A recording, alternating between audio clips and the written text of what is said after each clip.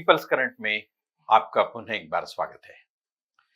मित्रों, पिछले 2-3 दिनों से गुजरात में राहुल गांधी का सार्वजनिक बयान पूरे देश में चर्चा का विषय बना हुआ है कि जो लीडरशिप है, गुजरात के जो कार्यकर्ता हैं, गुजरात के जो डिस्ट्रिक्ट प्रेसिडेंट्स हैं, ब्लॉक प्रेसिडेंट्स हैं, उसमें दो तरीके के लोग हैं।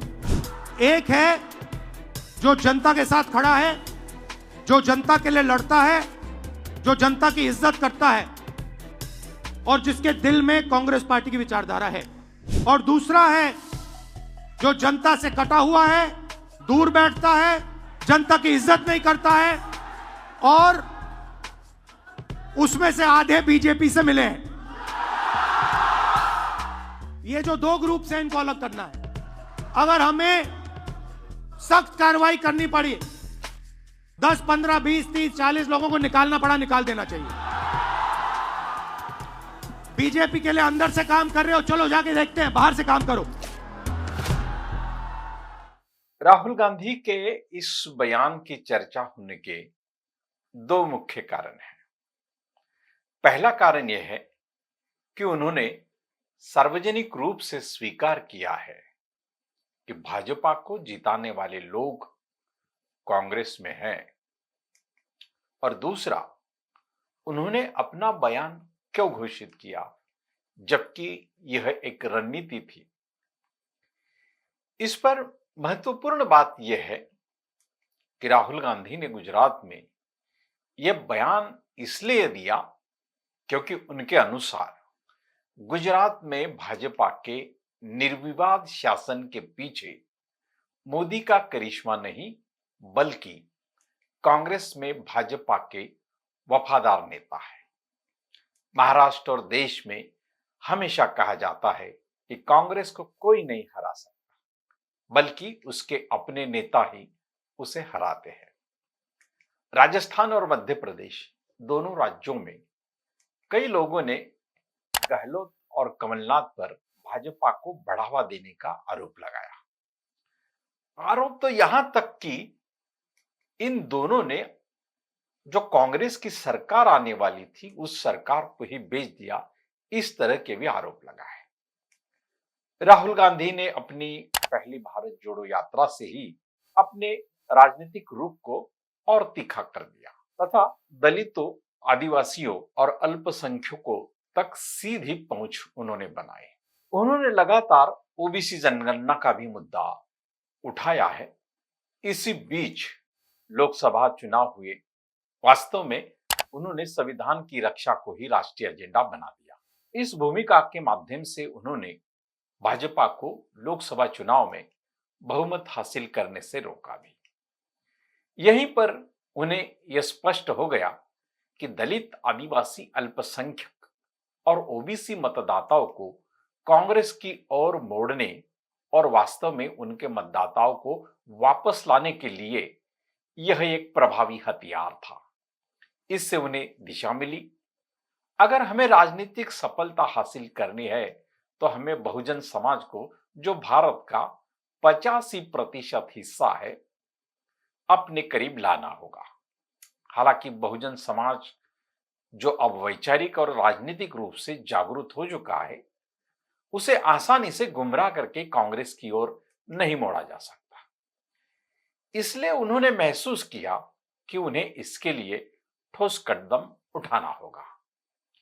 इस स्थिति से उन्होंने सार्वजनिक रूप से कहा कि बहुजन समाज को लाने के लिए कांग्रेस के भीतर छिपे हुए संघ नेताओं या भाजपा वफादारों को बाहर का रास्ता दिखाना होगा। वास्तव में वह इस रूप को एक रणनीति के रूप में सीधे लागू कर सकते थे, बिना यह सार्वजनिक बयान दिए कि उनकी अपनी पार्टी के भीतर भाजपा के वफादार नेता छिपे हुए हैं। राहुल गांधी के बयान का देश के दलित, आदिवासी और अल्पसंख्यक नेताओं और मतदाताओं पर सीधा असर पड़ेगा। संघ परिवार को भी इसका सीधा डर है। दरअसल राहुल गांधी इसी वर्ग को संबोधित करते हुए कह रहे हैं कि आप देश में सत्ता की स्थिति में नहीं है, आप प्रतिनिधित्व में नहीं है। यह कहते हुए दूसरी ओर राहुल गांधी यह भी कहते हैं कि देश की सभी संवैधानिक संस्थाएं आरएसएस के लोगों के नियंत्रण में है। आरक्षण नीति पर संघ का भ्रमित रूप, नष्ट किया जा रहा है आरक्षण और इस बीच हो रही लेटरल एंट्री, ये सभी इस संबंध में गंभीर मुद्दे हैं। गुजरात में राहुल गांधी के रुख के खिलाफ पहली प्रतिक्रिया अल्पसंख्यक परिवारों के सदस्यों की ओर से आई है। दिवंगत कांग्रेस नेता अहमद पटेल की बेटी मुमताज पटेल ने सबसे पहले प्रतिक्रिया दी। उनके अनुसार गुजरात कांग्रेस में भाजपा के वफादार लोग हैं, इसलिए कांग्रेस पिछले 30 वर्षों से सत्ता हासिल नहीं कर पाई।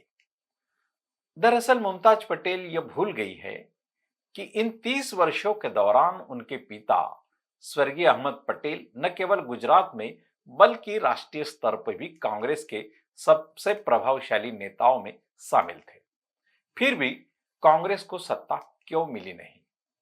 एक बात स्पष्ट है, अहमद पटेल राहुल गांधी के लिए महत्वपूर्ण नहीं थे, क्योंकि आज जो दो कॉरपोरेट अंबानी, अडानी, मोदी सरकार के साथ है, जिसे आज गुजरात लॉबी कहा जाता है, वह अहमद पटेल की ही देन है।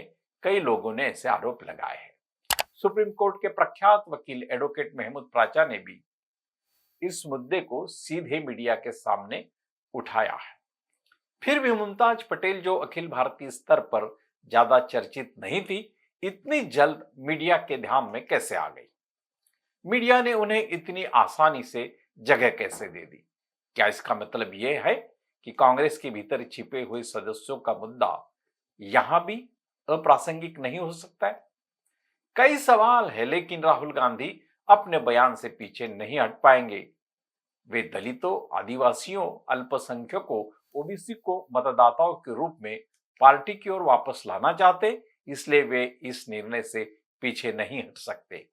इसका सीधा सा मतलब है कि राहुल गांधी ने वीपी सिंह के बाद एक बार फिर भारतीय राजनीति को निर्णायक मोड़ पर ला खड़ा किया है।